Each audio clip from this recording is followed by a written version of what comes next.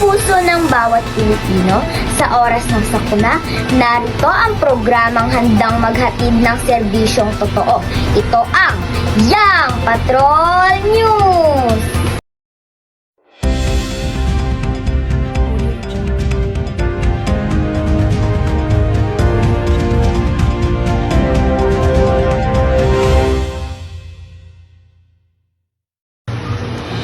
Magandang gabi, Pilipinas! Ako si Mika Corrales at ito ang Yang Patrol News. Ngayong gabi, ilang lindol ang yumanig sa ating bansa. Kabilang na dito ang Mindanao, Visayas at ilang bahagi ng Luzon.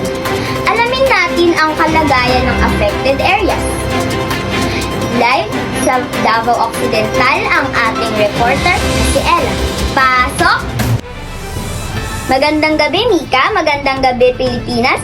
Nandito po ako ngayon sa Davao Occidental kung saan tuloy-tuloy pa rin ang pagdating ng aftershocks matapos ang 6.9 na magnitude na lindol kaninang hapon.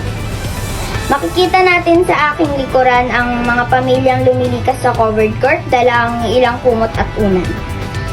At ang iba ay natatakot nang bumalik sa kanilang bahay dahil may mga bitak ang ilang pader at poste.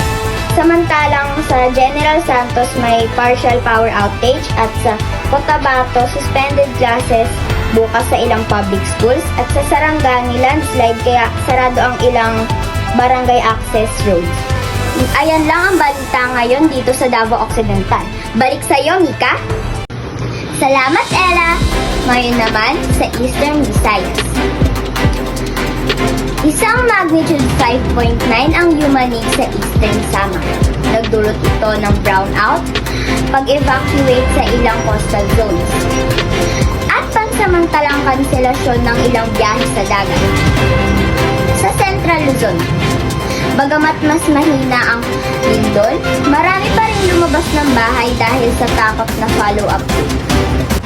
Paalala ng mga otoridad, maghanda ng go bag, huwag magkalat ng fake news, manatiling kalmado, at umasa lamang sa opisyal na ulat mula sa PVOLCS at NDRRMC. Sa bawat pagsubok ng kalikasan, hindi natin tiyak kung kailan ito dadating.